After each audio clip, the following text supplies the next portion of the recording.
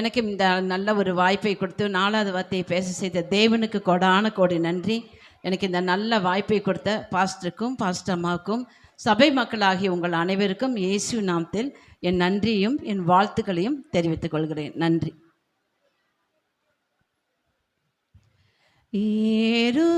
ஏறுகிறார் தள்ளாடி தவழ்ந்து மலை மேலே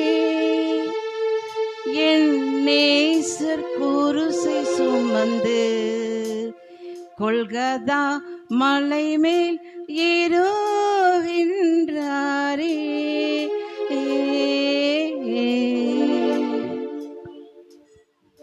நம் தகப்பன் பாவமில்லாத இயேசு கிறிஸ்து பலியாகி பாவ பாரத்தை சிலுவையில் சுமந்து சிலுவையில் 7 வார்த்தைகளை கூறி எல்லா பாடுகளையும் 6 மணி நேரம் முதல் 9 மணி நேரம் வரை பாடுகள் பட்டு மறுபடியும் மரித்து அடக்கம் பண்ணப்பட்டு உயிர்த்தெழுந்து இன்று வெற்றி நாயகனாக திகழ்கிறார். அதற்காக நமக்காய் கொடுத்த தேவனுக்கு, இயேசுவை நமக்காய் கொடுத்த தேவனுக்கு நன்றி, பிதாவுக்கு நன்றி, பரிசுத்த தகப்பனுக்கு நன்றி. இயேசு மாத்திரம் இந்த நாளை நாம் கொண்டாடுகிறோம். இந்த நாளை ஒரு சோகமயமான நாளாக நம்ம கொண்டாடவே வேண்டாம். ஏன்னா அந்த ரட்சிப்பு மாபெரும் ரட்சிப்பு உலகத்தில் நமக்கு கிடைத்தது என்றால் இயேசு கிறிஸ்துவின் இந்த சிலுவை மரணத்தினால் மாத்திரமே. இயேசு கிறிஸ்து இந்த பிறக்கும் போதே இந்த மாதிரி தான் பாடுகள் கஷ்டங்கள் பட்டு மரித்து மனக்காக பாடுகள் இல்லாதவர், பாவம் இல்லாதவர், பாடுகள் பட்டு மரித்து உயிர்த்தெழுந்து இந்த ரட்சிப்பை நமக்கு தர வேண்டும் என்பது பிதாவது சித்தம். அவ்வளோதான். நான் ஒழிய நம்ம இன்னைக்கு நமக்கு எல்லாருக்கும் என்னன்னா ஒரு வெற்றி நாள்.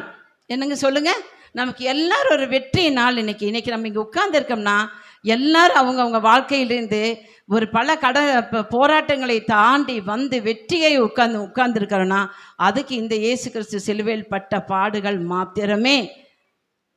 இப்போ பாருங்க, என் தேவனே என் தேவனே ஏன் என்னை கைவிட்டீர். மத்தேயு 27:46 இயேசு சொல்றார், வாசிங்கம்மா. 9 மணி நேரத்தில் இயேசு ஏலி ஏலி லாபா சபக்தானி என்று மிகுந்த சத்தமிட்டு கூப்பிட்டார். அதற்கு என் தேவனே ஏன் என்னை கைவிட்டீர் என்று அர்த்தமா? ஆமேன். இதில் பார்த்தீங்கன்னா மேலோட்டமா ஏசாமி தன்னுடைய பாடுகள் சகிக்க முடியாம பிதாட்ட, ஏசப்பா என்னை ஏன் கைவிட்டீங்கன்னு கேட்குற மாதிரி தான் இது இருக்கும் நம்ம பைபிள் படிக்கும் போது. ஆனால் அது உண்மையான அது பொருள் என்னன்னு கேட்டிங்கன்னா, ஆண்டவராகிய பிள்ளைகளாக நாம் சிலுவையில் சொன்ன இந்த 4வது வார்த்தையை தேவன் கைவிட்டு விட்டார் என்று என்ன பொருள் கொள்ளக்கூடாது. அது அப்படி அல்ல. இது இயேசுவால் கூறப்பட்ட மெய்யான தீர்க்க தரிசன வெளிப்பாடான வார்த்தை. என்னவென்றால், அவர் இந்த சத்துருவை வெல்ல பாதாளத்தின் திறவுகளை மேற்கொள்ள அவர் வாயிலிருந்து புறப்பட்ட இந்த ஒரு வார்த்தை தான் ஆயுதமாகும். ஹல்லேலூயா. இந்த வார்த்தையினால்தான் அந்த பாதாளத்தின் திறவுகளை அவர் பெற்றுக்கொண்டார், மீட்டு கொண்டார். நம்மளை மீட்டு இந்த ஒரு வார்த்தை தான். என்ன பார்த்தீங்கன்னா, அந்த ஆயுதமான இந்த ஒரு வார்த்தையே அந்த சாத்தானை ஜெயிக்க வைத்தது. ஏலி ஏலி லாமா சபத்கானி என்று சத்தமிட்டு கூப்பிடுறது ரோமானிய போர் வீரர்களுக்கு எப்படி இருந்ததுன்னு கேட்டிங்கன்னா, அது ஒரு வியாகுலத்தின் சத்தமாய் கேட்டது. பாரு, ரொம்ப கஷ்டப்படுறான் பாரு, அடிபட்டு பாதிக்கப்பட்டு சிலுவையில் என்னெல்லாம் அவன் பண்ணினான், அத்தனை வேத்தை பண்ணனான், இது பண்ணனான். இன்னைக்கு பாரு அவன் எவ்வளோ வியாகுலப்படுறான்னு. ரோமானிய வீரர்களுக்கு அது எப்படி இருந்துதான்? அது ஒரு வியாகுலத்தின் சத்தமாய், தாங்க விடாத ஒரு துயரத்தின் சத்தமாய் அவங்களுக்கு கேட்டது. ஆனால் மத போதகர்களுக்கு எப்படி கேட்டதுன்னா, அது ஒரு தோல்வியின் சத்தமாய் கேட்டது.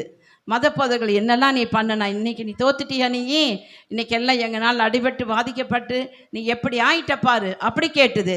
மற்றபடி கீழே நிற்கிற மரியாளுக்கும் சீசர்களுக்கும் அந்த உறவுகளுக்கெல்லாம், ஐயோ இயேசு பாடுபடுறாரே, மகன் பாடுபடுறாரே, அந்த பாடுகளையும் தாங்காமல் வருகிற ஒரு சத்தமாய் கேட்டது.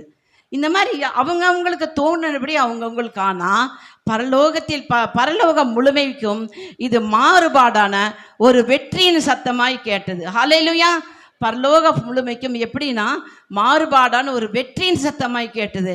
என் மகன் நான் சொன்ன வேலையை முடிச்சுட்டு இதை சொல்ல போகிறேன். இந்த வசனத்தில் தான் அந்த சத்துரு வெல்ல போகிறான். அதனால் பிதா பரலோகம் முழுவதும் ஒரு வெற்றியின் சத்தமாக இது தெரிந்தது. இப்போ இங்கே தேவன் இந்த சத்தம் பிரபஞ்சத்து இயற்கையவே மாற்றுது பாருங்க. அந்த நேரத்தில் என்ன ஆகுதுன்னா, இந்த ஒரு பிரபஞ்சன் இயற்கையே இந்த ஒரு வார்த்தையில அந்த வல்லமை எத்தனை அற்புதங்களை செய்தது பாருங்க. பிதாவால் இந்த பூமி ரொம்ப அழகான ஒரு பூமியாய் படைக்கப்பட்டது. அழகான மரங்கள், செடிகள், கொடிகள், எல்லாம் மனிதர்கள், விலங்கு எல்லாம் அழகான ஒரு பூமியாக இருந்தது. அந்த இயேசு அந்த நேரத்தில் இந்த சத்தம் போட்டு ஏலி ஏலி லாமா சமத்கானி என்று சொல்லும்போது என்னன்னா, மத்தேயு 27:51-52 வாசிங்க. அப்பொழுது தேவாலயத்தின் திரைச்சீலை மேல் தொடங்கி கீழ் வரைக்கும் இரண்டாக கிழிந்தது, பூமியும் அதிர்ந்தது, கண்மலைகளும் பிளந்தது, கல்லறைகளும் திறந்தது, நித்திரை அடைந்திருந்த அநேக பரிசுத்தவான்களுடைய சரீரங்களும் எழுந்திருந்தது. ஆமென். என்ன ஆகுது பாருங்க, அழகான அந்த பூமி எப்படி இருக்குதுன்னா அந்தகாரப்பட்டதுன்னு இருக்குது. பூமி முழுதுமே இந்த வார்த்தையை கேட்டு அந்தகாரப்பட்டது. இயற்கையே அப்படியே அந்த வார்த்தைக்கு ஸ்தம்பிச்சு போகுது. ரெண்டாவது, கண்மலைகள் பிளந்தது. என்ன ஒரு வார்த்தையோட வல்லமையில என்ன நடக்குது பாருங்க. அவர் அங்கிருந்து ஒரு சொன்ன ஒரு சத்தத்தினால கண்மலைகள் பிளக்குது, பூமி அந்தகாரப்படுகிறது. மறுபடியும் இன்னொன்று முக்கியமானது, அந்த 4000 வருடங்களுக்கு முன்பாக மரித்த பரிசுத்தவான்கள், அபிரகாம், யோசேப்பு, ஈசாக்கு, இந்த பரிசுத்தவான்கள், நித்திரை இருந்த அநேக பரிசுத்தவான்களுடைய சரீரம் எழுந்திருந்தது. இதெல்லாம் பாருங்க, ஒரு மரணத்துக்கு உட்பட்டு அடக்கமனப்பட்ட அந்த சரீரங்கள் இந்த வார்த்தையின் வல்லமையினால் எழுந்திருந்தது. அதுக்கப்புறம் அவர் உயிர்த்தெழுந்ததுக்கு அப்புறம் அது இலைப்பாதலுக்குள்ள சென்றது. இயேசுவின் உயிர்த்தெழுதலுக்கு அப்புறம் அந்த சரீரங்கள் எழுந்திருந்ததுன்னு சொல்லி வாசிக்கிறோம். அப்ப இயற்கையாய் நடந்த இருந்த எல்லாமே என்னது, ஒன்றும் இல்லாமல் பயங்கரமான ஒரு மாற்றங்களை இந்த வார்த்தை கொண்டு வந்தது. புரியுதுங்களா? இந்த இயேசுவின் இந்த வார்த்தை இயற்கையவே தலைகீழாய் மாற்றி போட்டது.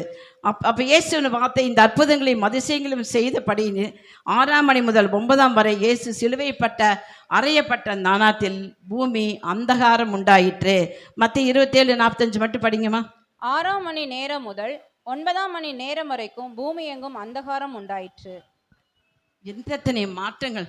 இயேசுவின் இந்த ஒரு வார்த்தைக்கு இத்தனை வல்லமைனா, இன்னைக்கு அவரவே நம்மளை ஆராதிக்கிற நாம் அந்த வசனங்களையும் சொல்லி கைப்படும் போது நமக்கு ஆண்டவர் இந்த வல்லமையில கொடுக்கும்போது நம்ம எத்தனை மாற்ற முடியும் சொல்லுங்க. நம்மளாலே மாற்ற முடியுமா சொல்லுங்க? இந்த வார்த்தைகளை சொல்லும்போது அவர் என்ன செய்தாரோ அதைத்தான் நம்மளையும் செய்ய சொல்றாரு. அந்த வார்த்தைகளுக்கு அவ்வளவு வல்லமை இருக்குது. வேற மனுஷரால் செய்யக்கூடாத ஒரு காரியம் தேவனாலே கூடுங்கிற அந்த வார்த்தையின்படி அவர் நமக்கு முன்மாதிரி இந்த வார்த்தைகளை அனுப்பி இயற்கையவே எல்லாமே மாற்றம் அடைது. ஆனால் இயற்கையை மாற்றம்னு அவர் செய்யல, அந்த நேரத்தில் அவர் சொன்ன வார்த்தைகளாலே இத்தனை மாற்றங்கள் நடந்ததுன்னு சொல்லி நம்ம பைபிளில் வாசிக்கிறோம். இப்போ இயேசு தன் படப்போயிடும் பாடுகளை சங்கீதம் 1:22 தீர்க்க தரிசனமாக உரிச்சிருக்காங்க. அது ஃபுல்லுமே அதான் வரும். சங்கீதம் 22 1ஆம் வசனம் முதல் 22ஆம் வசனம் வரையில இயேசு படப்போகிற பாடுகள் அத்தனை அதில் இருக்குது. அவ்வளவு வாசிக்கிறதுக்கு நமக்கு நேரம் இல்லை. கடைசியில் என்னன்னு பார்த்தீங்கன்னா சங்கீதம் 22-24 மட்டும் வாசிங்கம்மா. உபத்திரப்பட்டவனுடைய உபத்திரவத்தை அவர் அற்பமாய் எண்ணாமலும் அருவருக்காமலும் தம்முடைய முகத்தை அவனுக்கு மறைக்காமலும் இருந்து தம்மை நோக்கி அவன் கூப்பிடுகையில் அவனை கேட்டருளினார். ஆமென். பாருங்க, இது கடைசியில் பார்த்தீங்கன்னா இது ஒரு வெற்றியின் சத்தமாக தான் வந்தது. அவரை கேட்டலி வெற்றியின் சத்தமாக தான் இருந்தது ஒழிய இது என்னதுங்களே ஒரு தோல்வியின் சத்தமாகவே இல்லை. அவ்வளவு நாட்கள், அவ்வளவு 22ஆம் சங்கீதத்தில் ஃபுல்லுமே பாடுகள் மரணத்தை குறித்து கொடுத்தாலும் கடைசியில் 24ஆவது வசனத்தில் பார்த்தீங்கன்னா ஒரு வெற்றியின் சத்தமாக இருந்தது. இயேசு கெத்செமனேயில் செய்த ஜபத்தையும் அப்படித்தான், இந்த பாத்திரம் என்னை விட்டு நீங்குமானால் எடுத்துக்கொள்ளும். அதே போல தான் அது ஒரு சோர்வானது கிடையாது. எல்லாத்துக்குமே ஒரு உள்ள அர்த்தம், ஆவிக்குரிய ஜீவித்தின் அர்த்தம் இருக்குது. இயேசு செய்த அந்த கெத்செமனே தோட்டத்தில் செய்த ஜெபம் மாதிரியை இந்த ஒரு வசனமும் இயேசுவால் செய்யப்பட்ட ஒரு ஜெபமே என்று பிதா கைவிட்டதுனால கூப்பிட்ட வியாகுலத்தின் சத்தம் அல்ல, தோல்வியின் சத்தம் அல்ல, பாடுகளின் சத்தம் அல்ல. பாருங்க, இப்போ நம்மளும் கூட பாருங்க, நெருக்கப்படும் போது அந்த 1000 பிரச்சனைகள் வரும்போது தனித்து விடப்பட்ட நிலைமையில நம்ம இருக்கிறோம். நமக்குன்னு யாருமே இல்லை. நமக்கு யார் இருக்கிறா? கூட இத்தனை பேர் இருந்துமே நம்ம யாரும் இல்லாத ஒரு தனிமையில் இருப்போம். அப்படிப்பட்ட நேரங்களெல்லாம் இந்த இயேசுவின் மேலே நம்ம அஸ்திவாரம் போடணும். மனுஷங்களை நம்பி போகவே போகாதீங்க. மாப்பிள்ளை சொன்ன மாதிரி எந்த மனுஷனை நம்பி போகவே கூடாது. எந்த காரியத்திலையும் இயேசுவேல மட்டுமே நாம் அஸ்திவாரப்பட வேண்டும். இயேசுவேல மாத்திரமே நம்மளுடைய நம்பிக்கை வந்து ஒரு அஸ்திவாரப்பட்டு இருக்கும்போது தான் நமக்கு இந்த மாதிரி ஒரு சூழ்நிலைகள் வரும்போது அந்த வசனத்தை பிடிச்சு நம்ம ஜெபிக்கும் போது நமக்கு வந்து ஒரு அற்புத விடுதலை கிடைக்கும். இது இயேசுவே நமக்கு முன்மாதிரியாக நம்மளை காட்டியிருக்காரு. இப்போ இந்த பிரச்சனைகள் நமக்கு வரும்போது நம்ம இயேசு நம்மளை கைவிட்டாரா, இப்போ பிதா சொன்னது மாதிரி கைவிட்டாரா அப்படின்னு கேட்டோம். நம்ம கைவிட்டாரா அப்படின்னு நம்ம நினைக்கும் போது நம்ம எப்படி அதை வந்து மேற்கொள்ளணும் அப்படின்னா, தேவனிடத்தில் உங்கள் பிரச்சனை எதுவானாலும் தேவனிடத்தில் முறையிடுங்கள். சங்கீதம் 62:8. ஜனங்களே, எக்காலத்திலும் அவரை நம்புங்கள், அவர் சமூகத்தில் உங்கள் இருதயத்தை ஊற்றி விடுங்கள். தேவன் நமக்கு அடைக்கலமாய் இருக்கிறார். எந்த மனுஷட்டையும் சொன்னீங்கனாலுமே அவங்களுக்கு ஆயிரம் பிரச்சனை இருக்குது. நம்மளுடைய பிரச்சனையை கேட்கற கூட இப்பெல்லாம் வந்து ஒரு உண்மையான அன்பு கிடையாது. அதனால நமக்குன்னு இயேசு இருக்கிறார். நீங்க என்ன கேட்குறீங்களோ செய்யறதுக்கு அவர் இருக்கிறாரு. தேவனால எல்லாம் கூடும். ஒன்றை கூடி கூடாத்தில் உங்களுக்கு என்ன வேணுமா? தொழில பிரச்சனையா, கடன் பிரச்சனையா, வீடு கட்டணுமா, இல்லை பொருளாதார பிரச்சனையா, குடும்பத்தில் பிரச்சனையா, திருமண பிரச்சனையா, குழந்தை இல்லையா, எந்த மனுஷட்டையும் போய் கேட்காதீங்க. இயேசு விட்டா தன் இருதயத்தை ஊற்றி ஜெபிக்கணும். இருதயத்தை முழுமையாக அவர்கிட்ட ஊற்றி நம்ம ஜெபிக்கும் போது கண்டிப்பாக அநேக அற்புதங்கள் அதிசயங்களை உங்கள் வாழ்க்கையில் நீங்கள் காண முடியும். இந்த ஒன்றை தான் நீங்கள் செய்யணும். ரெண்டாவது, நம் வழிகளில் பிரச்சனைகளை தேவ வசனத்தில் நம்ம நங்கூரமிடணும். ஒரு கப்பலுக்கு எப்படி நங்கூரம் கடல் கடையில் போய் நிற்கிறதுக்கு நங்கூரம் அவசியமோ, நம்மளுடைய வாழ்க்கையில் வேத வசனங்கள் அவசியம். வேத வசனத்தின் மூலம் தான் நீங்கள் மேற்கொள்ள முடியும். ஜெபம் பாதி, வேத வசனம் பாதி. என்னை பொறுத்தளவுக்கு ஜெபத்தை விட வேத வசனம் பெருசுன்னு தான், ரொம்ப பெருசுன்னு நான் என்னுடைய கருத்து. ஏன்னா ஜெபத்தில் கூடி நம்ம வந்து சாதாரண ஜெபம் பண்ணிட்டு இருப்போம். ஆனால் வேத வசனத்தை சொல்லி அடிக்கும்போது தான் சத்துரு நம்மளை விட்டு போவோம். நீங்கள் எல்லாமே அதை ப்ராக்டிஸ் பண்ணி பாருங்கள். ஜெபத்தோடு வேத வசனத்தோடு கூடிய ஜெபம் தான் எல்லா பிரச்சனைகளுக்கும் சால்வ் பண்ணும். எல்லாத்துக்கும் இந்த பைபிளில் வசனங்கள் இருக்குது. என்னென்ன பிரச்சனைகளோ அதை நீங்கள் வசனத்து கூடிய ஜெபத்தோடு ஏறெடுக்கும் போது நீங்கள் அநேக அற்புதங்கள் அதிசயங்களை நீங்கள் பார்க்க முடியும். நீங்கள் ப்ராக்டிஸ் பண்ணி பாருங்கள். எங்கள் வாழ்க்கையிலெல்லாம் அதுதான், என்னுடைய வாழ்க்கையிலெல்லாம் வேத வசனம், தரிசனம், ஜெபம். ஆண்டவர் ஒன்றில் கூட எங்களை கைவிடவே இல்லை. எல்லாத்துலேயும் மேலோக்கி. ஆனால் வாழ்க்கையில் எவ்வளவோ பிரச்சனைகள் தான், எவ்வளவோ கஷ்டங்கள் தான்.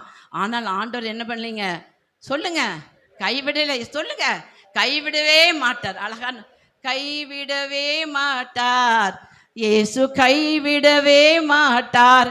என்ன பிரச்சனையா இருந்தாலும் நீங்க சொல்லுங்க, கைவிட மாட்டார். பாருங்க, இப்போ பிஜுக்கு போன 10 நாளைக்கு முன்னாடி யூரின் வரல. சரி, டாக்டர்கிட்ட போய் பார்க்கும்போது கல் 2 ரொம்ப அடைச்சிட்டு இருந்தது, சர்ஜரி பண்ணணும்னு சொல்லிட்டாங்க. நாங்கள் பாஸ்டர் மாதிரி சொல்லி சர்ஜரியே ஆகக்கூடாது, திருப்பி வருமே, இயற்கையாகவே வந்துடணுமேன்னு சொல்லி அதிகமாக ஜெபம் பண்ணோம். பாஸ்டமாக ஜெபம் பண்ணார், அதிகமாக ஜெபம் பண்ணோம். திங்கட்கிழமை காலையில் ஆப்ரேஷன் KMC ஃபிக்ஸ் பண்ணியிருந்தாங்க. ஆண்டோடைய பெரிதான கிருபையினால் ட்ரிப்பை போட்டு அந்த யூரின் கல்லால் வெளியே வந்துருச்சு. ஹல்லேலூயா. இது என்ன, ஐயேசு கைவிட்டுட்டாருங்களா? ஆனால் அந்த ஹாஸ்பிட்டலில் அவன் இருக்கும்போது இங்கே நாங்கள் பட்ட பாடு, மைதிலி அவங்க அம்மாவும் நான் தான் கூட ஜெபம் பண்ணிகிட்டே இருந்தோம். திங்கக்கிழமை நல்ல செய்தி சொல்லணும், ஆண்டவரை இந்த ஆப்ரேஷன் வேண்டான்னு. கைவிட்டாரா? இல்லை. அவன் வந்தாங்க, டிஸ்சார்ஜ் ஆகி வந்தாங்க. நான் ஜெபம் பண்ணி மேலே அனுப்பிச்சிட்டு நல்லா தூங்கிட்டேன். 2 நாளாக தூக்கம் இல்லை. பையன் அங்கே இருக்கிறதப்போ காலையில் எப்போவுமே 5:45 சாவிக்கு வாங்குறதுக்கு 5:45 சாவி வாங்க வருவாங்க. அப்போ விஜய் என்ன பண்ணுவான், அந்த பெல் அடித்ததுமே நான் அப்போ உள்ள ஜெபம் பண்ணிட்டு இருப்பேன். அந்த தடன்னு இறங்குற சத்தம் எனக்கு கேட்கு, சாவி கொடுக்க வருவா. அப்படி அன்னைக்குன்னு பாருங்க, கர்த்தர் கிருபையில் ஏதோ வாட்ஸ்அப்பில் வந்ததை பார்த்துட்டு ஒரு 2 நிமிஷம் கழித்து வெளியே வரவும் மேலே ஒரு அலங்கார விளக்கு எங்கள் படிக்கு மேலே மாட்டியிருப்போம். நல்ல பெரிய கண்ணாடி விளக்கு தொப்புன்னு கீழே விழுந்து ஹால் பூராமே கண்ணாடி, எல்லா இடமும் கண்ணாடி தூளாக செதறிடுச்சு. அப்படியே ஒரு நிமிஷம் ஸ்தம்பிச்சே போயிட்டோம். ஒரு எப்பவும் போல பிஜு வந்திருந்தா அப்படியே மேலே விழுந்திருக்கும். ஆனால் பார்த்தீங்களா, அந்த ஜெபம் கர்த்தர் கைவிடவே இல்லை. ஒவ்வொரு நாளும் இந்த அலங்கத்திற்கு சமாதானமும் இந்த அரண்மனைக்கு சுகமும் உண்டாவதாக, இந்த வார்த்தையை சொல்லாமல் நான் ஜெபிக்காமல் இருக்கவே மாட்டேன். அதெல்லாம் தான் இந்த மாதிரி ஆபத்துகளுக்கு விலக்கி நம்மளை பாதுகாத்துக்குது. நமக்கு தெரியாது என்னென்ன ஆபத்து வரும், எப்படி வரும், என்ன நேரத்தில் வரும், யார் மூலமாக வரும், மனுஷங்க மூலையா, எந்த முகத்தில் சத்துரு வரும், ஏதோ ஒரு விதத்தில். ஆனால் நம்ம கணிக்க முடியாது. ஆனால் நம்மளுடைய குடும்பத்தை, நம்ம பிள்ளைகளை, நம்ம தொழிலை, நம்மளை ஆண்டருக்குள்ள முழுமையாக காலையில் கொடுத்துட்டீங்கன்னா எல்லாத்துக்கும் விலக்கி பாதுகாப்பார். கைவிட்டுட்டாரா சொல்லுங்க. இன்னைக்கு நான் இப்படி நின்று சாட்சி சொல்ல முடியுமா? பாருங்க, அழகமாக உட்கார்ந்துருக்கான். கர்த்தருக்கு கோடி கோடி ஸ்தோத்திரங்கள், கோடி ஸ்தோத்திரங்கள். அதை நினைச்சா ஒரு நிமிஷம் பயமா இருந்தது. ஆனால் நம்ம ஏன் பயப்படணும்? அதான் கர்த்தர் ஒன்று பாதுகாத்துட்டாரே, நமக்கு என்ன பயம் அப்படின்னு பாஸ்டர்மார் சொல்லி அப்புறம் ஜெபம் பண்ணோம். ஆண்டவர் வந்து கைவிடவே மாட்டாருங்க. அப்படி அவை கைவிடப்பட்ட ஒரு சூழ்நிலை நமக்கு வரலாம். ஆனால் நம்மளுடைய ஜெபமும் வேத வாசிப்பும் சரியான நிலையில இருந்து அவருடைய காதுகளுக்கு எட்டுனா, தானியேலுக்கு சொன்னபோது, தானியேல் ஜெபிக்கும் போதே கட்டளை வெளிப்பட்டது அப்படிங்கும் போது, நம்ம ஜெபிக்கும் போதே என்ன ஆகுங்க, அழகாக நம்ம கையில் வந்து கட்டளை வெளிப்படும். நம்ம பிள்ளைகளை வெளியே அனுப்புகிறோம், பிஜுவை வெளியே அனுப்புகிறோம், தீபா அப்போ வெளியே போகிறா, மாப்பிள்ளை வெளியே போகிறாங்க, ரோஷனு, அக்ஷய், ரித்து எல்லாம் வெளியே அனுப்புகிறோம். தொழில் எல்லாத்தையும் நம்ம போய் பார்க்க முடியுமா சொல்லுங்கள்? அவங்க போகிற இடத்துக்கெல்லாம் பார்க்க முடியுமா? முடியாது. ஆனால் அந்த ஜபத்தை வச்சு ஆண்டட்ட ஒப்பு கொடுத்துட்டோம்னா அவர் தூதர்கள் அனுப்பி எல்லாரையும் பார்த்துக்குவார். ஹல்லேலூயா. எல்லாரையும். வேணி என்ன பண்ணுறா, விஜய் என்ன பண்ணுறா, மைதிலி என்ன பண்ணுறா, அக்ஷய், ரித்து, ரோஷன் என்ன பண்ணுறாங்க, மாப்பிள்ளை என்ன பண்ணுறாங்க, தீபா என்ன பண்ணுறாங்க, பாஸ்டர் என்னத்துக்காக நான் ஜெபிக்கிறேன், அதனால் தைரியமாக சொல்கிறேன். பாஸ்டர் மைசெக்ஸ் தெரியும் என்ன பண்ணுறாங்க, நம்ம சபையில் உள்ள விசுவாச குடும்பங்கள் என்ன பண்ணுறாங்க. ஏன்னா நம்ம எல்லாருக்கும் ஜெபிக்கிறோம்ல. இந்த இந்திய தேவசரிசபை 18 ஊழியங்களுக்காக யார் யாருக்கெல்லாம் ஜெபிக்கிறோமோ அத்தனை தேவன் பாதுகாவலை தருவார். ஒருவரையும் கைவிட மாட்டார். ஹல்லேலூயா. ஒருவரையும் கைவிட மாட்டார். மூணாவது பார்த்தீங்கன்னா, வேதத்திலையும் ஜெபத்திலையும் நம்ம நங்கூரமிட வேண்டும்னா ஸ்ட்ராங்காக நிற்கணும். எவ்வளவு களவு ஸ்ட்ராங்குன்னா, இன்ஃபினிட் மாப்பிள்ளை சொன்ன மாதிரி எல்லையில்லாத அளவு முழுமையான நம்பிக்கையை இயேசுவின் பேரில் வைத்து ஸ்ட்ராங்காக நின்று ஜபத்தோட வேத வாசிப்போடு நீங்கள் பண்ணினீங்கன்னா எந்த நிலைமையிலும் உங்களுக்கு கைவிடப்பட்ட சூழ்நிலையே வராது. சொல்லுங்க, எனக்கு கைவிடப்பட்ட சூழ்நிலை வராதுன்னு சொல்லுங்க. ஒன்றும் வராது, ஒன்றும் வராது. நீங்கள் அதுக்கு தகுதிப்பட்ட பிள்ளைகளாய் மாறி ஜபத்திலும் வேத வாசிப்பிலும் தரித்து நின்று அந்த காரியத்துக்காய் ஜெபிக்கும் போது அற்புதங்கள் ஆசியங்களை நீங்கள் பார்ப்பீங்க. ஹல்லேலூயா. மூணாவதாக சங்கீதம் 66, 19, 20. மெய்யாய் தேவன் எனக்கு செவி கொடுத்தார், என் ஜெபத்தின் சத்தத்தை கேட்டார். என் ஜெபத்தை தள்ளாமலும் தமது கிருபையை என்னை விட்டு விலக்காமலும் இருந்த தேவனுக்கு ஸ்தோத்திரம் உண்டாவதாக. இதில் பார்த்தீங்கன்னா, நம்ம அற்புதங்களை வாங்கிட்டோம், அதிசயங்களை போராடி போராடி வாங்கிட்டோம். அதோட நிறுத்தக்கூடாதுங்க. மறுபடியும் என்ன பண்ணுங்க, தேவனுக்கு துதிகள்னால நன்றி செலுத்தணும். நீங்களோ நானோ கொடுக்குற பணத்தினால எதுவுமே நடக்காது. இந்த நம்ம இல்லைன்னாலும் இந்த சர்ச்சை வந்து கோடான கோடி கொடுத்து கத்த தாங்குவார். ஏன்னா பாஸ்டர் அதுக்காக தன்னை தாழ்த்தி எல்லாம் மாப்பிள்ளை சொன்ன மாதிரி எல்லாம் விட்டு இந்த ஊழியத்துக்கு வந்திருக்காங்க. அவங்கள போஷிக்கிறதுக்கு கத்தருக்கு தெரியும். நீங்களாம் நானோ கொடுத்து இந்த சபை வந்து நடத்தப்படுறது கிடையாது, ஆண்டோடைய கிருபையினால நடக்குது. அதனால நம்ம அதெல்லாம் பெருசே கிடையாதுங்க. என்ன நீங்கள் கொடுக்குறீங்க அதை நீங்கள் செய்ய வேண்டியது வாங்கி கொண்ட நன்மைகளுக்காக இயேசு கிறிஸ்துவுக்கு துதிகளின் சத்தங்களை ஏறெடுக்கணும். அதிகாலையில் எந்திரிச்சு ஜெபிக்கும் போது முதல்ல வானமண்டலத்தில் உள்ள பொல்லாத ஆவியின் சேனைகளை கட்டணும். என்னுடைய ஜெபத்துக்கு தடையாக இருக்கிற வானமண்டலத்தின் ஆவியின் சேனைகளை இயேசு நாமத்திலே கட்டுகிறேன். கட்டிட்டு தான் நீங்கள் ஜெப ஆரம்பிக்கணும். ஆண்டவரே, இவ்வளவு நாட்களாய் நான் வேண்டிக் கொண்ட அத்தனை காரியங்களை எனக்கு ஜெபித்ததுக்கு கொடுத்தீங்களே நன்றி. என்னென்னலாம் ஞாபகம் வருதோ இத்தனை வருடங்கள் உங்களை நடத்தி வந்த தேவனுக்கு நன்றி செலுத்துங்க. முதல்ல ஒரு 10 நிமிஷம் துதி சத்தம் கேட்கட்டும். அதுக்கப்புறம் ஜெபத்தை ஆரம்பிங்க. அதுக்கப்புறம் அந்த ஜெபத்தை வந்து ஏறெடுத்த ஜெபங்களுக்கு கர்த்தர் செவி கொடுப்பாருங்கிற விசுவாசத்தோடு நன்றிகளை ஏறடிங்க. இதுதான் ஜெபிக்கிறதுக்கான ஒரு பேட்டர்ன். நாங்கள் இப்போ தான் ஜெபிப்போம். ஆனால் அது மாதிரி நீங்களும் ஜெபிங்க. அற்புத அதிசயங்களை ருசிச்சுக்கோங்க. பார்த்தீங்கன்னா, இயேசு எப்படி இந்த வேத வசனத்தை அவர் சொன்ன இந்த வேத வசனத்தினால என்னாச்சு, பாதாளத்தின் திறவுகள் அவருக்கு கிடச்சிச்சு. அந்த பாதாளத்தின் சத்துனை உறிந்து கொண்டு வந்தால் நமக்கு வசனம் இருக்குது. வந்து பரலோகத்தின் பொக்கிஷங்களை அழகாய் திறந்தாங்க. அதுக்கப்புறம் தான் நமக்கு உலக பிரகாரமான ஐஸ்வர்யம், ஆவிக்குரிய ஜீவியத்தின் ஐஸ்வர்யம், ரட்சிப்பின் ஐஸ்வர்யம், இன்னும் நமக்கு பரலோகத்துக்கு போகக்கூடிய ஒரு ஐஸ்வர்யம். ரட்சிப்பு இல்லைன்னா நம்ம எப்படி போவோம்? நம்ம பரலோகத்துக்கு போகக்கூடிய ஐஸ்வர்யம். இத்தனை ஐஸ்வர்யங்களை கொடுக்கறது எதுனா இயேசு சொன்ன அந்த வார்த்தையின்படி நம்ம அந்த வார்த்தையை உபயோகித்து நம்ம ஜெபிக்கும் போது இந்த காரியங்களை கர்த்தர் வாய்க்க பண்ணுவார். புரியுதுங்களா? அதனால் இயேசு எப்படி பிதானால கைவிடப்படவே இல்லைங்க.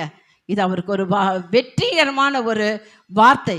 அந்த வார்த்தை போலவே நம்மளும் நம்மளுடைய வாழ்க்கையில் என்னெல்லாம் சொல்லி நம்ம ஜெபிக்கிறோமோ எல்லாத்துலேயும் இந்த பூமியில் இருக்கிற வரைக்கும் எல்லாவற்றையும் வெற்றிகரமான வாழ்க்கை இயேசு கிறிஸ்துவின் மூலம் ஜெபத்தின் மூலம் பெற்றுக்கொண்டு அதே போல் பரிசுத்த பிள்ளைகளாய் மாறி வாழ்ந்து என்னென்ன பாவங்கள் இருக்கிறதோ அதெல்லாம் விட்டு பரிசுத்தப்படுத்தி நம்மளை என்ன பண்ணணும்? வருகைக்கு சொல்லுங்கள், வருகைக்கு ஆயத்தப்படணும். ஏன்னா இப்போ கடைசி காலத்தில் நம்ம இருக்கிறோம். நீங்கள் பார்க்குறீங்க வார் எவ்வளோ போயிட்டு இருக்குது. ருமானியா மட்டும் உகாண்டா உள்ளே வந்ததுன்னா வந்திருக்குது. இது 3rd வேர்ல்டு வாராக மாறும்னு கணிக்கிறாங்க. என்ன நிலைமைன்னு நமக்கெல்லாம் தெரியாது. இப்படி இருக்கையில் இஸ்ரேல் 1000 மாற்றங்கள் நடக்குது. இதெல்லாம் ஆண்டோடைய வருகை மிக சமீபம். வருஷ கணக்காக சொல்லிட்டு இருக்கிறாங்க. ஆனால் இப்போ நம்ம கண்களுக்கு நம்மளுடைய காலத்தில் கர்த்தருடைய வருகை மிக சமீபமாக இருக்கிறது. அதுக்கு என்ன நம்ம பண்ணணும்னா இந்த உலகத்தில் பெருசாக நினைக்காம நம்ம பரலோகத்துக்கு போகிறதுக்கு உண்டான என்னெல்லாம் நமக்கு உண்டான ஒரு தகுதி கொடுத்துருக்கிற பைபிளில் அதன்படி வாழ்ந்து நிமைப்பொழுதில் இப்படிங்கிறக்குள்ள ஆண்டவர் ரகசிய வரிகள் நம்மளெல்லாம் எடுத்துக்கணும். நம்மளால் அதுக்கப்புறம் இருக்க இந்த பாடுகளை தாங்க முடியாது, தாங்கவே முடியாது. நம்ம ரகசிய வரிகள் ஆண்டவரோடு கூட பரலோகத்துக்கு போகணும். அதுதான் நம்மளுடைய ஒரே கோலாக இருக்கணும். எவ்வளவோ பிரச்சனைகள் வரட்டுங்க, எவ்வளவோ போராட்டங்கள் வரட்டும், நம்ம உலகத்தில் இருக்கிற மட்டும் அதை பார்க்கணும். ஆனாலும் நம்ம நோக்கம் எல்லாமே எங்கே இருக்குங்க? என்னுடைய குடியிருப்போ பரலோகத்தில் இருக்குது. அந்த மாதிரி தான் நீங்களும் நானும் வாழணும். அது ஒன்று தான் கர்த்தர் நமக்கு சொல்லி கொடுக்குற அழகான ஒரு பாடம். புரியுதுங்களா? அதனால் இந்த அருமையான ஒரு வாய்ப்பை எனக்கு கொடுத்த பாஸ்டர் மக்களும் மீண்டும் சபை மக்களாகி உங்கள் யாவருக்கும் நன்றியும் வணக்கத்தையும் தெரிவித்துக் கொள்கிறேன்.